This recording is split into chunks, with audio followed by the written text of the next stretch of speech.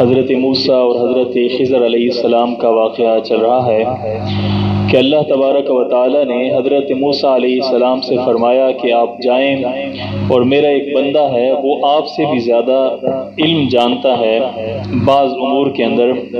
تو اللہ تبارک و تعالی نے دو نشانیاں بتائیں کہ ایک تو وہ وہاں ملے گا جہاں پہ دو سمندر آپس کے اندر مل رہے ہوں گے۔ تو چونکہ ایک عمومی نشانی تھی، آپ نے اکثر دیکھا ہوگا کہ جب دو سمندر آپس کے اندر ملتے ہیں تو بڑی دور تک چلے جاتے ہیں، تو وہ تو پھر چلتے ہی رہ جاتے ہیں، حضرت موسیٰ اور حضرت خضر علیہ السلام تو حضرت یوشع علیہ السلام۔ تو اللہ تبارک و تعالیٰ نے دوسری خاص نشانی بھی بتا دی کہ وہ یہ ہے کہ آپ اپنے ساتھ مچھلی رکھ لیں، مچھلی جہاں پر پانی کے اندر جائے گی وہاں پر اس بندے سے آپ کی ملاقات ہو جائے گی۔ چنانچہ حضرت موسیٰ اور حضرت یوشع علیہ السلام نکلے تو راستے کے اندر حضرت موسیٰ تھوڑی دیر کے لیے رکے تو حضرت یوشع علیہ السلام نے دیکھا کہ مچھلی جو ہے وہ پانی کے اندر گئی ہے زندہ ہو کر اور اس نے سرنگ بنا لی ہے، لیکن یہ بتانا حضرت یوشع بھول گئے حضرت موسیٰ علیہ السلام کو، اللہ تبارک و تعالیٰ نے بھلوا دیا۔ بعض مفسرین نے لکھا ہے کہ اللہ تعالیٰ نے حضرت یوشع کو بھی تنبیہ کے لیے بھلوایا۔ وجہ یہ تھی کہ حضرت یوشع نے مچھلی پکڑی ہوئی ہے، ساتھ ساتھ چل رہے ہیں تھیلا اٹھا کے، تو حضرت موسیٰ علیہ السلام بار بار رک کر پوچھتے کہ مچھلی تو سنبھالی ہوئی ہے نا، مچھلی کا خیال رکھنا، مچھلی جہاں پانی میں جائے وہاں پر بتانا۔ تو آخر حضرت یوشع نے جب بار بار سنا کہ یہ بار بار مچھلی کا پوچھ رہے ہیں، اتنی کون سی بات ہے، تو انہوں نے کہا حضرت جی اتنی پریشان ہونے والی کون سی بات ہے، میرے پاس ہے، جب جائے گی تو کیوں نہیں پتہ چلے گا، تو میں آپ کو ضرور بتا دوں گا۔ تو اللہ تعالیٰ نے اس بات کے اوپر بھی گرفت کر لی کہ جب دیکھا حضرت یوشع نے کہ مچھلی پانی میں چلی گئی ہے تو اللہ تبارک و تعالیٰ نے حضرت یوشع سے بھلوا لیا کہ آپ نے اتنے اعتماد کے ساتھ کیوں کہا ہے کہ میں آپ کو ضرور بتا دوں گا، آپ پریشان نہ ہوں۔ تو اس لیے جب مچھلی گئی تو حضرت یوشع بھول گئے۔ آگے جا کر جب تھکاوٹ ہوئی حضرت موسیٰ علیہ السلام کو تو انہوں نے کہا کہ ناشتہ لے کر آؤ، کھانا لے کر آؤ۔ تو حضرت یوشع کو یاد آیا کہ وہ تو میں بھول گیا، مچھلی تو پانی کے اندر چلی گئی تھی جہاں پر ہم چٹان کے پاس رکے تھے۔ تو فرمایا کہ وما انسانی الا الشیطان، نہیں بھلایا مجھے مگر شیطان نے، ان اذکرہ کہ میں اسے یاد رکھوں، آپ کے سامنے اس کا ذکر کروں۔ واتخذ سبیلا، اور اس نے بنا لیا اپنا راستہ، فی البحر پانی کے اندر، عجبا بڑے عجیب طریقے سے، یعنی سرنگ بنا کر وہ مچھلی جو ہے وہ پانی کے اندر چلی گئی ہے۔ تو حضرت موسیٰ علیہ السلام نے فرمایا کہ یہی تو وہ جگہ تھی ما کنا نبغی، جس کی ہم تلاش کر رہے تھے۔ فرتدا، پس وہ دونوں پلٹے، علی آثارہما، اپنے ان نشانات کے اوپر، قصصا کھوجتے ہوئے، وہ جو قدموں کے نشانات بن گئے تھے ریتلی جگہ کی وجہ سے، تو اس کو کھوجتے جو ہے وہ حضرت موسیٰ اور حضرت یوشع جو ہے واپس آ گئے۔ اب جب واپس آئے تو دیکھا کہ جس جگہ پر وہ مچھلی پانی کے اندر گئی ہے، اب بعض لوگوں نے لکھا ہے کہ وہ جو پانی تھا، وہ جو سرنگ تھی، وہ ابھی تک باقی تھی، یعنی کہ وہ جگہ غار کی طرح بنی ہوئی تھی اور ابھی تک ویسے کی ویسی باقی تھی۔ اور بعض مفسرین نے لکھا ہے کہ وہ جگہ ویسے باقی نہیں تھی بلکہ پانی کے اندر گئی، تھوڑی دیر کے لیے سرنگ بنی اور وہ پانی آپس کے اندر مل گیا۔ لیکن زیادہ جو بات بہتر لگتی ہے وہ یہی ہے کہ اس وقت تک وہ نشانی باقی تھی کہ وہ سرنگ اس وقت بھی بنی ہوئی تھی جب حضرت موسیٰ اور حضرت یوشع واپس آئے، اس مقام پر پہنچے تو آپ نے دیکھا، حدیث کے اندر آتا ہے بخاری کے اندر، کہ حضرت موسیٰ علیہ السلام اور حضرت یوشع نے دیکھا کہ ایک بندہ ہے اور لیٹا ہوا ہے اور اس نے چادر اپنے اوپر کی ہوئی ہے، اور چادر کا ایک سرا جو ہے اس نے اپنے سر کے نیچے دیا ہوا ہے اور ایک سرا جو ہے اس نے اپنے پاؤں کے نیچے دیا ہوا ہے۔ تو حضرت موسیٰ علیہ السلام قریب آئے اور آ کر سلام کیا تو وہ اندر سے بولے کہ من انتا، آپ کون ہیں، اور اس زمین پر جہاں پر آس پاس سارے مشرک رہنے والے ہیں، یہاں پر ہماری زمین کے اندر سلام کرنے والا کون ہے؟ تو حضرت موسیٰ علیہ السلام نے فرمایا کہ موسیٰ۔ تو انہوں نے پوچھا کہ موسیٰ بنی اسرائیل، یہ حدیث کے اندر سارا واقعہ آتا ہے کہ موسیٰ بنی اسرائیل، جو بنی اسرائیل کے موسیٰ ہیں وہ ہیں آپ؟ تو حضرت موسیٰ علیہ السلام نے فرمایا کہ ہاں میں موسیٰ بنی اسرائیل ہوں اور آپ سے کچھ علم حاصل کرنے کے لیے آیا ہوں۔ یہاں پر امام ابن حجر اسقلانی رحمۃ اللہ علیہ نے لکھا ہے کہ دیکھیں کہ یہ اس بات کی دلیل ہے کہ اعلی ان الانبیاء ومن دونہم، کہ جتنے بھی اللہ کے نبی ہوتے ہیں اور اللہ کے نبیوں کے علاوہ جتنے لوگ ہوتے ہیں، لا یعلمون من الغیب، وہ غیب نہیں جانتے، الا ما علمہ اللہ تعالی، مگر وہی کچھ جانتے ہیں جو اللہ تعالیٰ ان کو بتا بتا دیتے ہیں۔ کیونکہ لو کان الخضر، اگر خضر علیہ السلام جانتے ہوتے، یعلم الغیب، غیب کو جانتے ہوتے، تو یعرف موسیٰ، وہ موسیٰ علیہ السلام کو پہچان لیتے، ان کو پوچھنے کی ضرورت ہی نہ پڑتی کہ کہاں سے موسیٰ، کون سے موسیٰ، کس غرض سے آئے۔ تو یہ سارا پوچھنا یہ بتاتا ہے کہ حضرت خضر علیہ السلام بھی علم غیب نہیں جانتے تھے۔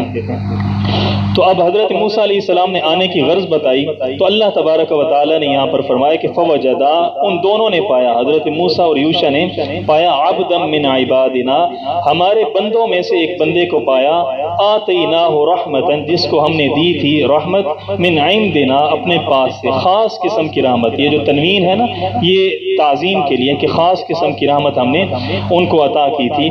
وعلمنا، اور ہم نے ان کو علم دیا تھا، من لدنا، اپنے پاس سے، علما، ایک خاص قسم کا علم ہم نے عطا کیا تھا۔ تو پہلی بات یہ ہے جس کے اوپر اکثر علماء نے جو ہے نا اس کو تفصیل کے ساتھ ذکر کیا ہے کہ حضرت خضر علیہ السلام تھے کون۔ یہ اصل لفظ جو ہے نا خضر بھی پڑھا جاتا ہے، خضر بھی پڑھا جاتا ہے، تو دونوں طریقے سے اس کو پڑھا جا سکتا ہے، خضر بھی کہہ سکتے ہیں اور خضر بھی، بلکہ خضر بھی کہہ سکتے ہیں، اگر خضر علیہ السلام کہا جائے تو یہ بھی جائز ہے۔ تو یہ تھے کون؟ تو ایک قول تو لکھا ہے، مولانا مودودی صاحب نے بھی لکھا ہے اس کو، کہ وہ کہتے ہیں کہ یہ فرشتہ تھے، کیونکہ ان کے کام جو ہے نا وہ آگے آ رہے ہیں، وہ انسانوں والے کام نہیں ہیں، بچے کو قتل کر دینا، فلاں کام۔ تو اس سے پتہ چلتا ہے کہ حضرت خضر علیہ السلام جو تھے نا وہ فرشتے تھے، انسانی شکل و صورت کے اندر تھے، اور حضرت موسیٰ علیہ السلام کو تعلیم دینے کے لیے آئے تھے۔ لیکن یاد رکھیں کہ یہ بہت کمزور قول ہے، بلکہ یہ ایسا قول ہے کہ جس کی کوئی دلیل نہیں ہے، اور اس کے خلاف جو دلیل ہے نا، جو دیتے ہیں کہ یہ فرشتے نہیں تھے بلکہ انسان تھے، ان کے پاس قرآن کی اسی واقعے کی دلیل ہے۔ آگے ہم پڑھیں گے کہ حضرت موسیٰ اور حضرت خضر ایک بستی کے اندر داخل ہوئے، استطعما اہلھا، تو انہوں نے بستی والوں سے کھانا مانگا، دونوں نے کھانا مانگا۔ تو حضرت خضر علیہ السلام اگر فرشتے تھے تو ان کو کھانے کی کیا ضرورت تھی، کھانا مانگنے کی کوئی ضرورت نہیں تھی، فرشتے تو کھانے پینے سے پاک ہوتے ہیں۔ تو اس سے پتہ چلتا ہے۔ اور دوسرا اللہ تعالیٰ نے یہاں پر فرما دیا کہ عبدا من عبادنا، ہمارے بندوں میں سے ایک بندہ تھا، تو اللہ تعالیٰ نے واضح کر دیا کہ وہ فرشتے نہیں تھے بلکہ انسان تھے۔ اب ایک اختلاف اس بات پر ہوا کہ حضرت خضر علیہ السلام جو ہیں وہ اللہ کے نبی تھے یا اللہ کے ولی تھے۔ تو دونوں طرف علماء گئے ہیں۔ بعض علماء کی رائے یہ ہے کہ وہ اللہ کے ولی تھے۔ کیونکہ اگر وہ اللہ کے نبی ہوتے تو اللہ تعالیٰ نے اتنا 2 رکوعوں پر مشتمل واقعہ پورا بیان کر دیا، لیکن کہیں پر اللہ تعالیٰ نے یہ نہیں فرمایا کہ وہ ہمارے نبی تھے، یا کہیں سے یہ پتہ نہیں چلتا وہ کس امت کی طرف آئے، کون سی شریعت ان کے پاس تھی۔ تو اس لیے یہ کیا تھے، اللہ کے ولی تھے۔ لیکن زیادہ راجح بات جو ہے نا، جو زیادہ افضل بات ہے، علماء جس کے قائل ہوئے ہیں زیادہ تر، وہ یہ کہ حضرت خضر علیہ السلام جو ہے نا وہ اللہ کے نبی تھے، اور اس کے جو لوگ قائل ہیں کہ اللہ کے نبی تھے ان کے پاس اس کے دلائل ہیں۔ پہلی دلیل تو وہ یہ دیتے ہیں کہ دیکھیں حضرت موسیٰ علیہ السلام اللہ کے نبی ہیں، تو اللہ کے نبی علم حاصل کرنے کے لیے ایک عام امتی کے پاس جائیں، غیر نبی کے پاس جائیں، تو یہ بات عقل کو جچتی نہیں ہے۔ نبی اپنے انبیاء سے تو علم حاصل کر سکتے ہیں، ایک نبی دوسرے نبی سے علم حاصل کرے، یہ بات تو ٹھیک ہے، لیکن نبی جائے اور ایک امتی کے پاس، عام انسان کے پاس جا کر علم حاصل کرے تو یہ بات مناسب نہیں ہے۔ ایک دلیل تو ان کی یہ ہے، اور دوسری دلیل وہ یہ دیتے ہیں کہ دیکھیں آگے جا کر ہم پڑھیں گے کہ حضرت خضر علیہ السلام نے راستے کے اندر ایک بچے کو دیکھا اور پکڑ کر قتل کر دیا۔ اب انہوں نے قتل کس بنیاد پر کیا؟ اگر آپ کہیں کہ وہ اللہ کے ولی تھے تو اللہ کے ولی نے کس بنیاد پر قتل کیا؟ آپ کہیں گے کہ ان کو الہام ہو گیا، الہام کی وجہ سے انہوں نے قتل کر دیا۔ تو الہام کی وجہ سے، الہام جو ہوتا ہے وہ نص قطعی نہیں ہوتا۔ آپ کے دل کے اندر کوئی اللہ کا ولی ہے، اس کے دل کے اندر یہ بات آ جائے کہ آج کے بعد نمازیں پڑھنا چھوڑ دو، تو اس بات کے اوپر عمل نہیں کر سکتا، کیونکہ الہام نص قطعی نہیں ہوتا، وہی نص قطعی ہوتی ہے۔ تو یہ جو خلاف شرع بظاہر کام کیا تھا حضرت خضر علیہ السلام نے، تو اس کے اوپر یقیناً کوئی نہ کوئی ان کی طرف وحی آئی تھی، اور وحی جو ہوتی ہے وہ نص قطعی ہوتی ہے، اور وحی جو ہے وہ اللہ کے نبیوں کے ساتھ خاص ہے۔ اللہ کے نبیوں کے دل کے اندر جو بات آتی ہے وہ نص قطعی ہوتی ہے، وہ عام انسان کی بات کے اوپر اس طرح کا کام نہیں کیا جا سکتا۔ تو یہ ان کے دلائل ہیں کہ حضرت خضر علیہ السلام کیا ہیں، وہ اللہ اللہ تعالیٰ کے نبی ہیں۔ اور دوسرا یہ اکثر بحث ہوتی ہے کہ حضرت خضر علیہ السلام آج کل زندہ ہیں یا فوت ہو چکے ہیں، تو اس کے اوپر بڑی جو ہے نا لوگ بحث کرتے ہیں کہ حضرت خضر علیہ السلام زندہ ہیں۔ کچھ لوگ اس کی طرف گئے بھی ہیں، بلکہ امام بخاری رحمۃ اللہ علیہ کا بھی ذہن یہی لگتا ہے کہ وہ یہ سمجھتے تھے کہ حضرت خضر علیہ السلام زندہ ہیں۔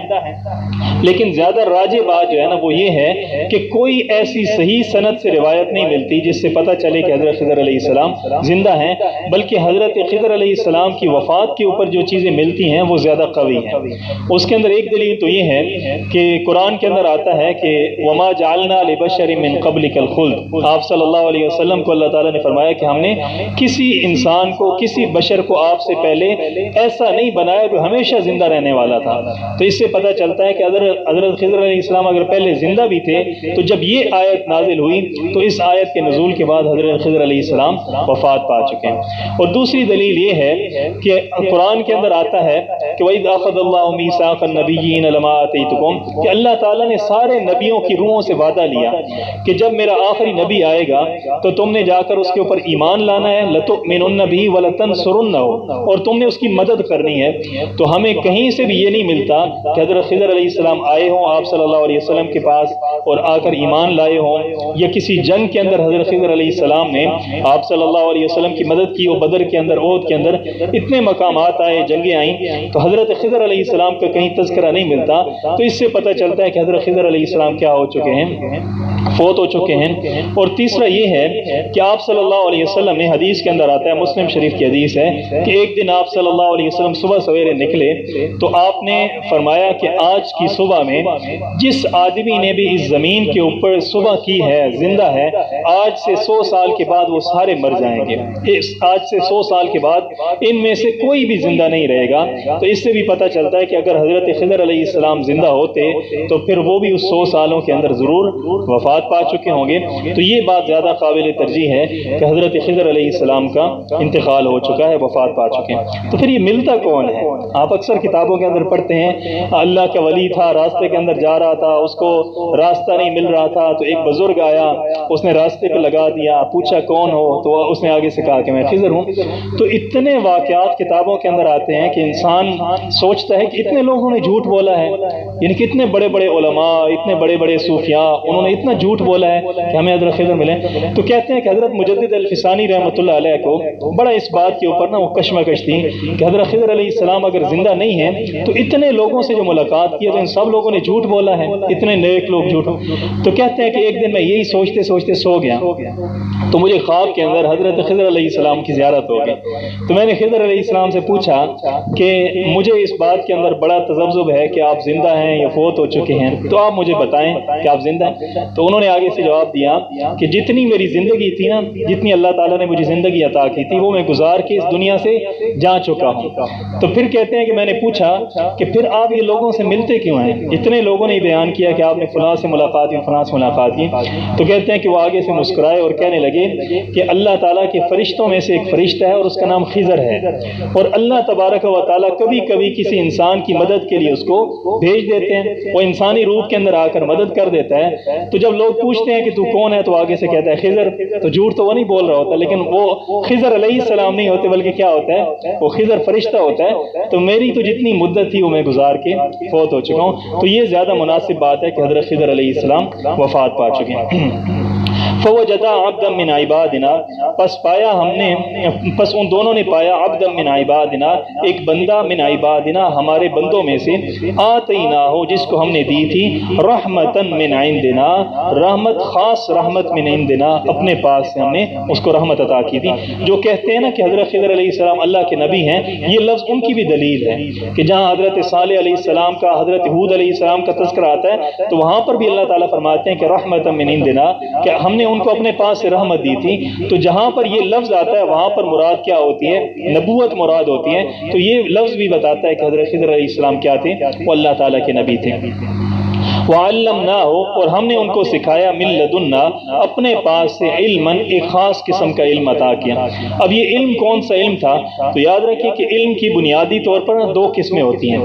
ایک تو علم کی یہ قسم ہوتی ہے کہ انسان کسب کرتا ہے، اقتصاد کرتا ہے، کسی سے کوشش کر کے اپنے یہ جو حواس خمسہ ہیں دیکھ کر علم حاصل کرتا ہے، سوچ کر علم حاصل کرتا ہے، اسی طریقے سے سن کر علم حاصل کرتا ہے۔ تو ایک تو یہ جو ہے ذرائع کے ذریعے علم حاصل کیا جاتا ہے۔ تو ایک علم وہ ہوتا ہے جو اللہ تعالیٰ ان ذرائع کے بغیر علم دے دیتے ہیں، وہ بھی علم ہوتا ہے، اللہ تعالیٰ انسان کے دل کے اندر بات ڈال دیتے ہیں۔ تو پھر اس کی آگے دو قسمیں ہوتی ہیں۔ ایک قسم یہ ہوتی ہے کہ اللہ تعالیٰ کبھی کبھی انسان کو یہ کائنات کے اندر جتنے کام ہو رہے ہیں اس کے پس پردہ محرکات کیا ہیں، اسباب کیا ہیں، وجوہات کیا ہیں، مطلب اس شہر کے اندر بارش آئی ہے، بارش آنے کی وجہ کیا ہے، اس علاقے کے اندر اتنے عرصے سے قحط ہے تو قحط ہونے کی وجہ کیا ہے، سبب کیا ہے۔ تو یہ جو پیچھے تکوینیات کائنات کے جو علوم ہیں اس کے پیچھے جو وجوہات اسباب ہیں اس علم کو کہتے ہیں تکوینیات کا علم۔ تو یہ اللہ تبارک و تعالیٰ اس علم میں سے کسی نہ کسی پہ کوئی تھوڑا بہت جو ہے نا وہ دروازہ کھول دیتے ہیں کہ اس کو معرفت ہو جاتی ہے۔ کسی آدمی کی بے وقت موت کے اوپر انسان کو پتہ چل جاتا ہے کہ یہ آدمی وقت سے پہلے مر جائے گا، تو کبھی کبھی انسان کے دل کے اندر اللہ تعالیٰ بات ڈال دیتے ہیں۔ تو اس کو کہتے ہیں وہبی علم، تکوینیات کا، کائنات کے مختلف امور کا علم جو ہے وہ اللہ تعالیٰ کسی نہ کسی کو عطا کر دیتے ہیں۔ اور یاد رکھیں کہ یہ جو علم ہے وہبی علم کائنات سے متعلق جو ہے یہ اس کے اندر یہ خاص نہیں ہے کہ اللہ تعالیٰ صرف مسلمانوں کو عطا کریں، مومنوں کو عطا کریں، کیونکہ یہ علم جو ہے یہ اللہ کے قریب نہیں لے جاتا، یہ اللہ کے قرب کا ذریعہ نہیں ہے۔ بعض اوقات اللہ تعالیٰ کسی ہندو کو، کسی سکھ کو، کسی جوگی کو، کسی پنڈت کو، کوئی کافر آدمی ہوتا ہے اور اس کو اللہ تعالیٰ یہ علم میں سے کچھ نہ کچھ دے دیتے ہیں۔ آپ اکثر دیکھتے ہیں نا کئی لوگ پیشن گوئیاں کرتے ہیں اور بڑی پیشن گوئیاں ان کی لگ جاتی ہیں، تو یہ کسی ایسے بندے کو بھی حاصل ہو سکتا ہے جو مسلمان نہیں ہوتا اور اس کو کچھ نہ کچھ اللہ تعالیٰ ان چیزوں سے متعلق پہلے آگاہی دے دیتے ہیں۔ اس سے وہ عالم الغیب نہیں بن جاتا، کوئی بات پتہ چل جاتی ہے، پہلے اندازہ ہو جاتا ہے، آئیڈیا ہو جاتا ہے، کسی کے چہرے کو دیکھ کر اندازہ ہو جاتا ہے۔ تو اس طرح کا علم جو ہے وہ اللہ تعالیٰ کبھی نہ کبھی کسی کو دے دیتے ہیں۔ خود حدیث کے اندر آتا ہے کہ یہودیوں کے ہاں ایک بچہ پیدا ہوا، ابن سیاد اس کا نام تھا، اور وہ گلی کے اندر بیٹھ جایا کرتا تھا اور لوگوں کو بتاتا تھا تو نے یہ کام کیا ہے، تو یہ کام کرے گا، تیرے ساتھ یہ ہوگا۔ تو لوگ بڑی حیرت سے دیکھتے تھے اس کو۔ تو آپ صلی اللہ علیہ وسلم کو آ کر بتایا گیا کہ یا رسول اللہ فلاں جو یہودیوں کے ہاں لڑکا پیدا ہوا ہے، وہ جو لڑکا ہے وہ بڑی عجیب و غریب باتیں کرتا ہے، لوگوں کے خیالات کو پڑھ لیتا ہے، اگلے کے ذہن کی بات کو پڑھ دیتا ہے۔ تو آپ صلی اللہ علیہ وسلم نے حضرت عمر رضی اللہ تعالیٰ نے فرمایا کہ یا رسول اللہ مجھے لگتا ہے کہ یہ دجال ہے، یہ ساری اس کے اندر جو باتیں ہیں نا وہ دجال والی ہیں، تو آپ مجھے اجازت دیں میں اس کو جا کر قتل کرتا ہوں۔ تو آپ صلی اللہ علیہ وسلم نے فرمایا کہ دیکھو عمر، اگر تو یہ دجال ہے تو دجال نے تمہارے ہاتھ سے نہیں مارا جانا، اس نے کس سے مارا جانا ہے؟ حضرت عیسیٰ علیہ السلام سے مارا جانا ہے۔ تو اگر یہ دجال ہوا تو تم سے مرے گا نہیں، اور اگر دجال نہ ہوا اور تم جا کر اس کو مار دو گے تو ایک بے گناہ تمہارے ہاتھ سے مارا جائے گا۔ تو آپ صلی اللہ علیہ وسلم نے فرمایا کہ میں خود جاتا ہوں، جا کر دیکھتا ہوں اس کا کیا معاملہ ہے۔ تو آپ صلی اللہ علیہ وسلم آئے، ایک باغ کے اندر لیٹا ہوا تھا چارپائی کے اوپر، تو اکیلا باتیں کر رہا تھا آسمان کی طرف دیکھ۔ تو آپ صلی اللہ علیہ وسلم داخل ہوئے اور بالکل آہستہ آہستہ چلتے چلتے بالکل اس کے قریب آ گئے۔ تو اس نے جب دیکھا کہ آپ صلی اللہ علیہ وسلم قریب آ گئے فوراً چپ ہو گیا۔ تو آپ صلی اللہ علیہ وسلم نے پوچھا کہ ہاں تم کون ہو؟ تو اس نے کہا آپ کون ہیں؟ تو آپ صلی اللہ علیہ وسلم نے فرمایا کہ میں اللہ کا نبی ہوں۔ اس نے کہا میں بھی اللہ کا نبی ہوں۔ تو آپ صلی اللہ علیہ وسلم نے فرمایا کہ دلیل کیا ہے کہ تم اللہ کے نبی ہو؟ تو وہ کہنے لگا کہ جو بات آپ سوچیں گے میں آپ کو بتا دوں گا۔ تو آپ صلی اللہ علیہ وسلم نے فرمایا کہ ٹھیک ہے میں سوچتا ہوں۔ اس وقت سورت دخان نازل ہوئی تھی، تو آپ صلی اللہ علیہ وسلم نے اپنے ذہن کے اندر سورت دخان کو سوچا، تو وہ کہنے لگا دخ دخ دخ دخ، 3 دفعہ کہا۔ تو آپ صلی اللہ علیہ وسلم نے فرمایا کہ یہ اتنا خبیث ہے، اگر میری نبوت کا رعب نہ ہوتا تو اس نے پورے لفظ کو پڑھ لینا تھا، اس نے پورے لفظ کو پہچان لینا تھا، لیکن یہ میری نبوت کا رعب تھا کہ اس سے صرف دخ تو بولا گیا، دخ کا مطلب دھواں ہوتا ہے، لیکن پورا لفظ دخان یہ نہیں بول سکا۔ تو یہ کافی عرصہ پھر بعد کے اندر زندہ رہا۔ بعض لوگ کہتے ہیں کہ یہی بندہ جو ہے نا غائب ہو گیا اور یہ دجال بن کر آئے گا۔ یہ جب واقعہ ہررا ہوا تھا نا یزید کے دور کے اندر، اس وقت تک یہ زندہ رہا تھا۔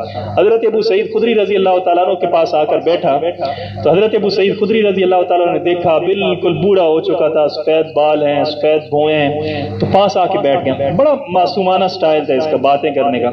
تو حضرت ابو سعید خدری رضی اللہ تعالیٰ عنہ سے باتیں کرنے لگا۔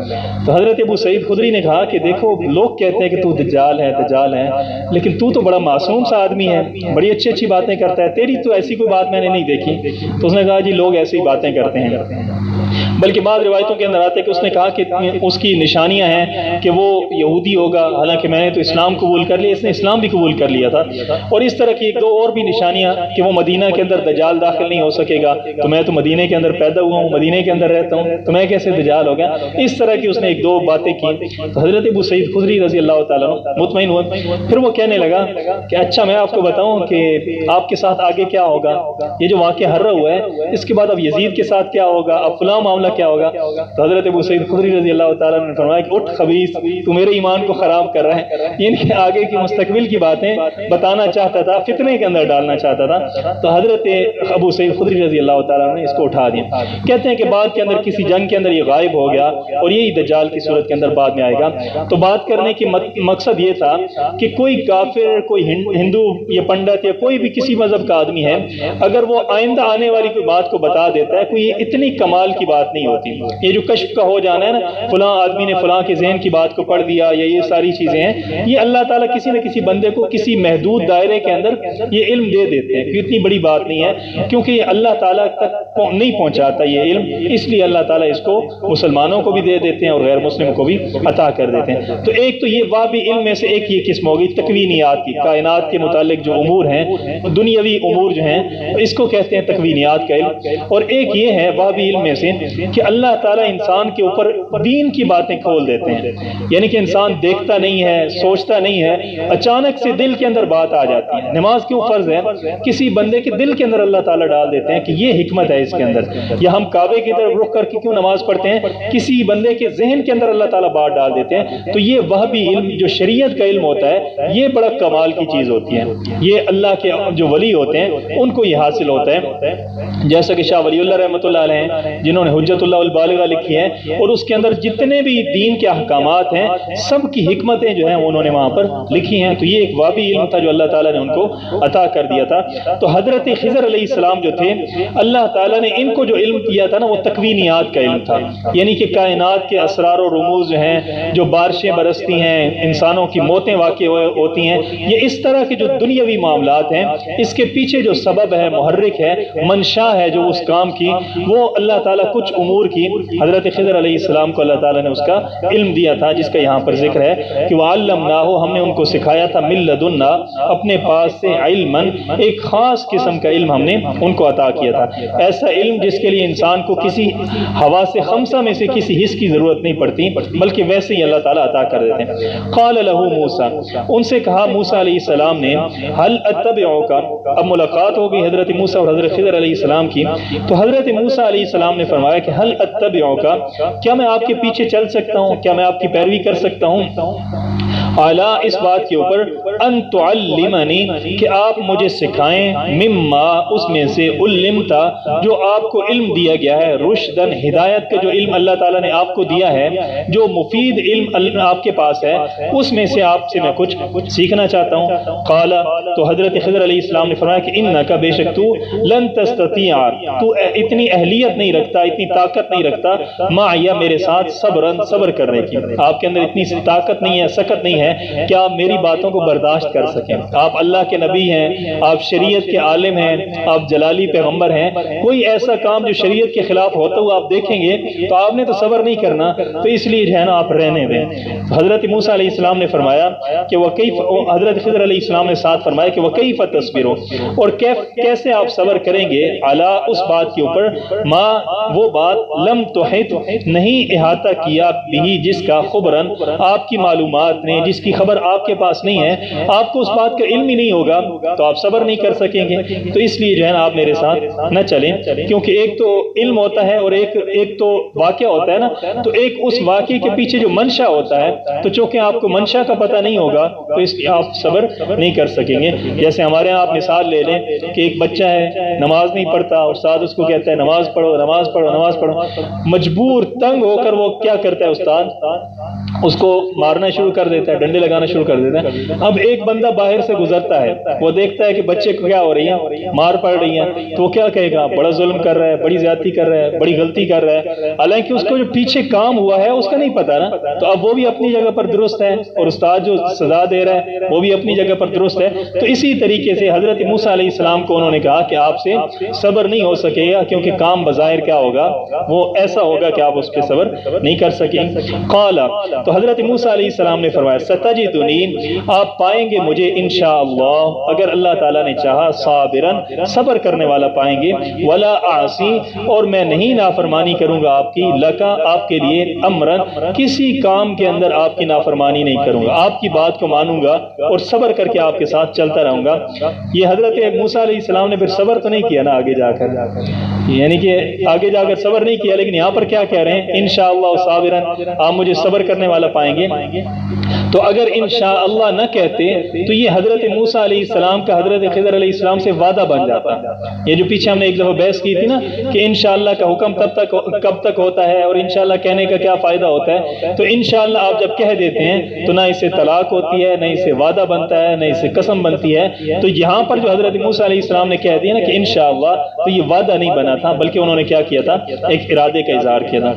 اب یہ دیکھیں، بظاہر تو ایک چھوٹی سی جو ہے نا 2-3 آیتیں ہیں، لیکن اس کے اندر حضرت موسیٰ علیہ السلام کا انداز دیکھیں۔ علماء نے اس کو جو ہے نا وہ تعبیر کیا ہے آداب موسوی، کہ حضرت موسیٰ علیہ السلام اب شاگرد بن کر حضرت خضر علیہ السلام کے پاس آئے ہیں، تو ان کے آداب دیکھیں۔ اس کے اندر پہلا ادب انہوں نے یہ کیا کہ قال لہ موسیٰ، موسیٰ علیہ السلام نے ان سے کہا هل اتبعک، کیا میں آپ کے پیچھے چل سکتا ہوں؟ تو پہلا استاد کا ادب کیا ہے کہ استاد کے ہمیشہ پیچھے چلنا چاہیے۔ جو بندہ استاد کے آگے چلنا شروع کر دیتا ہے، علم اس کو فائدہ نہیں دیتا۔ اور دوسرا انہوں نے فرمایا کہ اعلی ان تعلمنی، ان معاملات کے اندر، اس علم کے اندر، تعلمنی، جو آپ کو علم دیا گیا ہے۔ دوسری چیز یہ ہے کہ آپ استاد کے علم کا اعتراف کریں۔ اگر آپ یہ سمجھتے ہیں کہ استاد کو تو آتا جاتا ہی کچھ نہیں ہے، تو پھر آپ نے استاد سے کیا علم حاصل کرنا ہے؟ تو حضرت موسیٰ علیہ السلام کا انداز دیکھیں کہ انہوں نے پہلے اعتراف کیا کہ اللہ تعالیٰ نے آپ کو علم عطا کیا ہے، میں اس بات کو مانتا ہوں، میں اس میں سے حاصل کرنا چاہتا ہوں۔ اب یہاں پر انہوں نے کہا کہ مما، اس میں سے، یہ نہیں کہا کہ آپ کو جو علم آتا ہے آپ وہ علم مجھے دے دیں، بلکہ کہا آپ کو جو علم آتا ہے اس میں سے کچھ حصہ، مما، اس میں سے، یعنی کہ کچھ حصہ اپنے علم کا وہ مجھے بھی دے دیں۔ تو آدمی اگر استاد کے پاس جائے اور 6 مہینے کے بعد کہے کہ جتنا علم استاد کے پاس ہے میرے پاس بھی اتنا علم ہونا چاہیے، تو ایسے نہیں ہوتا۔ حضرت موسیٰ علیہ السلام کا انداز یہ بتاتا ہے۔ اچھا، 5ویں چیز انہوں نے لفظ استعمال کیا رشدن، جو آپ کے پاس نفع مند علم ہے نا، اس میں سے میں حاصل کرنا چاہتا ہوں۔ تو یہ بھی بات ملحوظ خاطر رکھنی چاہیے کہ استاد کے ایسا علم سیکھنا چاہیے جو فائدہ مند ہونا چاہیے، مفید ہونا چاہیے، اور استاد کے علم کو مفید جاننا بھی چاہیے، رشدن، جو رشدن والا ہو، ہدایت والا ہو۔ اور یہاں سے آگے پھر 6 انہوں نے فرمایا کہ انشاءاللہ صابرن، کہ آپ مجھے صبر کرنے والا پائیں گے، ولا اعصی لک امرا، میں آپ کے کسی کام کی نافرمانی نہیں کروں گا۔ تو استاد کی نافرمانی بھی نہیں کرنی چاہیے۔ یہ بات بھی ہمیں حضرت موسیٰ علیہ السلام کے واقعے سے پتہ چلتی ہے۔ اتنے جلیل القدر ہیں، اور اس کے اندر کوئی شبہ نہیں ہے کہ حضرت خضر اور حضرت موسیٰ علیہ السلام کا اگر تقابل کیا جائے تو موسیٰ علیہ السلام افضل ہیں، حضرت خضر علیہ السلام کی نسبت حضرت موسیٰ علیہ السلام افضل ہیں۔ افضل ہونے کی وجہ کیا ہے؟ افضل ہونے کی وجہ یہ ہے کہ حضرت خضر علیہ السلام کے پاس جو علم تھا وہ تکوینیات کا علم تھا، اور حضرت موسیٰ علیہ السلام کے پاس جو علم تھا وہ شریعت کا علم تھا، شریعت کا علم تھا، تورات کا علم تھا۔ تو جو شریعت کا علم ہوتا ہے وہ آخرت کے اندر فائدہ دینے والا ہوتا ہے، تکوینیات کا علم جو ہوتا ہے وہ دنیا میں فائدہ دینے والا ہوتا ہے۔ تو جو علم آخرت کے اندر فائدہ دیتا ہے وہ زیادہ افضل ہے۔ تو وہ چونکہ حضرت موسیٰ علیہ السلام کے پاس تھا، تو حضرت موسیٰ علیہ السلام کیا تھے؟ وہ زیادہ افضل تھے۔ قال، حضرت خضر علیہ السلام نے فرمایا فَإِنِ اتَّبَعْتَنِي، اگر تم میرے ساتھ چلنا چاہتے ہو، میری پیروی کرنا چاہتے ہو، فَلَا تَسْأَلْنِي، پس نہ پوچھنا مجھ سے عن شَيْءٍ، کسی چیز کے بارے میں مجھ سے آپ سوال نہ کرنا۔ ڈاکٹر اسرار صاحب نے یہاں پر لکھا ہے کہ یہ پچھلی آیت جو ہے نا، آیت نمبر 69، یہاں پر انہوں نے لکھا کہ یہاں پر حضرت موسیٰ علیہ السلام نے 2 باتیں کی ہیں، ستجدنی انشاءاللہ صابرا، انشاءاللہ مجھے صبر کرنے والا پائیں گے، ولا اعصی لک امرا، اور میں آپ کی کی نافرمانی نہیں کروں گا۔ تو دو باتیں تھیں، ایک بات کے ساتھ انہوں نے انشاءاللہ کہا کہ ستجدنی انشاءاللہ صابرا، کہ انشاءاللہ مجھے صبر کرنے والا پائیں گے، لیکن جو دوسری بات کی نا کہ ولا آسی لک امرا، اس کے ساتھ انہوں نے انشاءاللہ نہیں کہا۔ تو چونکہ دوسری بات کے ساتھ انشاءاللہ نہیں کہا تو اس وجہ سے حضرت خضر علیہ السلام کی نافرمانی ہو گئی، ان سے جس کام سے انہوں نے منع کیا تھا وہ کام انہوں نے کر دیا۔ قال، تو حضرت خضر علیہ السلام نے فرمایا فإن اتبعتنی، پس اگر آپ میرے پیچھے چلنا چاہتے ہیں، پیروی کرنا چاہتے ہیں، فلا تسألنی عن شیء، پس آپ نہ پوچھیں مجھ سے عن شیء، کسی چیز کے بارے میں، حتی احدث، یہاں تک کہ میں آپ کو نہ بتا دوں، منہ اس میں سے، ذکرن، میں خود نہ بتا دوں آپ کو۔ فانطلقا، پس یہ دونوں چل پڑے۔ کون کون چل پڑے؟ حضرت موسیٰ اور حضرت خضر علیہ السلام، ایک تیسرا بندہ بھی تھا وہ کدھر گئے؟ فانطلقا کا مطلب تو یہ ہے کہ وہ دونوں چل پڑے۔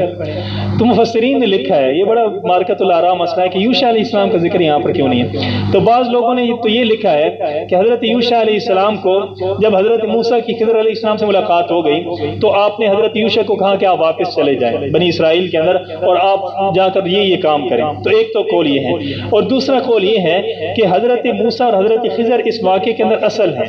پہلے رکوع کے اندر اصل کون تھے؟ حضرت یوشع اور حضرت موسیٰ، تو اس لیے ان دو کا ذکر کیا۔ اب یہاں پر اصل جو ہیں وہ حضرت موسیٰ اور حضرت خضر ہیں۔ حضرت یوشع تو ساتھ کیا ہیں؟ سامان اٹھانے والے ہیں، خادم ہیں، خدمت کرنے والے ہیں، تو اس لیے اللہ تبارک و تعالیٰ نے ان کا ذکر نہیں کیا اگرچہ وہ بھی ساتھ تھے۔ فانطلقا، پس دونوں چل پڑے، حتی اذا رکبا، یہاں تک کہ وہ دونوں سوار ہوئے، فی السفینۃ، کشتی کے اندر، خرقھا، پس حضرت خضر علیہ السلام نے اس کو پھاڑ دیا، اس کا تختہ حضرت خضر علیہ السلام نے اکھاڑ دیا۔ حدیث کے اندر آتا ہے کہ حضرت موسیٰ اور حضرت خضر بیٹھے تھے کشتی کے اندر، تو کشتی کے کنارے پر آ کر ایک جو ہے نا وہ چڑیا بیٹھ گئی، تو اس کے منہ کے اندر، اس نے منہ پانی کے اندر ڈبویا۔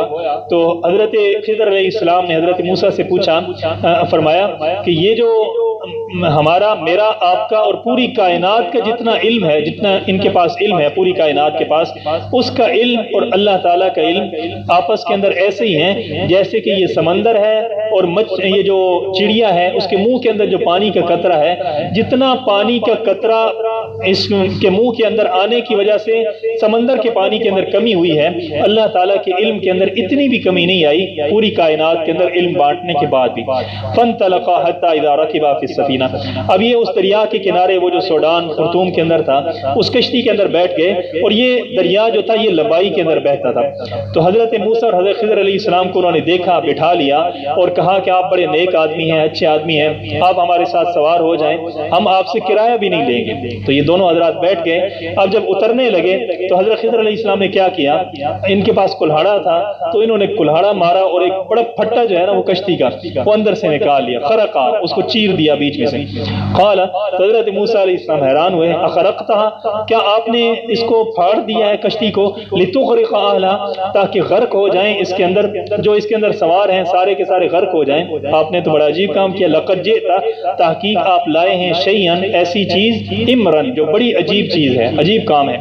قال، تو حضرت موسیٰ علیہ السلام، حضرت خضر علیہ السلام نے فرمایا، الم اقل، کیا میں نے نہیں کہا تھا، انکا، کہ بے شک تو، لن تستطیع، صبر نہیں کر سکے گا، مایا، میرے ساتھ، صبرن، صبر نہیں کر سکے گا، تمہارے اندر اتنی طاقت نہیں ہے، گنجائش نہیں ہے کہ آپ اس کے اندر صبر کر سکیں۔ قال، تو حضرت موسیٰ علیہ السلام نے فرمایا کہ لا تؤاخذنی، آپ میری پکڑ نہ کریں، مواخذہ نہ کریں، میری گرفت نہ کریں، بما نسیتو، بسبب اس کے کہ نسیتو، میں بھول گیا ہوں۔ اب دیکھیں ان دو رکوعوں کے اندر بار بار بھولنے کا ذکر آ رہا ہے۔ پیچھے حضرت یوشع بھول گئے، حضرت موسیٰ نسیاہو توما نسیتو وما انسانی ہو، یہاں پہ بھی فرمایا کہ بما نسیتو۔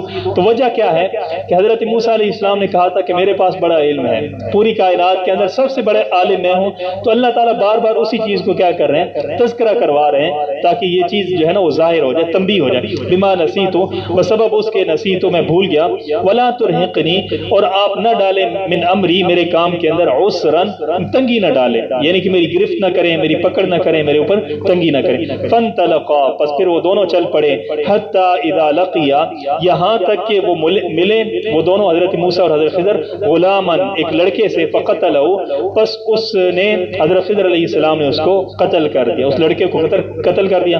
قال تو حضرت موسیٰ علیہ السلام نے فرمایا اقتلت نفسا، کیا آپ نے قتل کر دیا ہے ایک جان کو، زکیتن جو بالکل پاکیزہ جان ہے، معصوم ہے، بغیر نفس بغیر کسی بدلے کے، یعنی کہ اس نے کسی کو مارا نہیں اور آپ نے ویسے ہی ایک لڑکے کو پکڑ کر قتل کر دیا۔ لقد جئت شیئا نکرا، تحقیق آپ لائے ہیں شیئا نکرا، ایک بڑا عجیب کام جو ہے نا وہ آپ لائے ہیں۔ اب پہلے دیکھیں شیئا امرا فرمایا اور یہاں پر فرمایا شیئا نکرا، تو دونوں کا ترجمہ جو ہے نا بظاہر ایک ہی بنتا ہے، امرا عجیب، نکرا اس کا مطلب بھی عجیب بنتا ہے، اوپرا کام۔ تو اس کے اندر ایک باریک سا فرق ہے، امرن کہتے ہیں عربی زبان کے اندر ایسے کام کو جو بظاہر اتنا عجیب نہیں ہوتا لیکن اس کے نتائج کیا ہوتے ہیں، بڑے عجیب ہوتے ہیں، بڑے بھیانک قسم کے نتائج ہوتے ہیں، تو اس کے لیے امرن کا لفظ استعمال ہوتا ہے۔ اور جہاں پر کام ظاہر کے اندر بھی بھیانک ہو رہا ہو، نتائج بھی اس کے بھیانک ہوں، تو اس کے لیے لفظ استعمال ہوتا ہے نکرن کا۔ تو حضرت موسیٰ علیہ السلام کی فساد دیکھیں، پہلے امرن کا لفظ استعمال کیا اور پھر نکرن کا۔ انشاءاللہ کل اس سے آگے تفصیل ذکر کریں گے، اللہ تعالیٰ عمل کرنے کی توفیق نصیب فرمائیں۔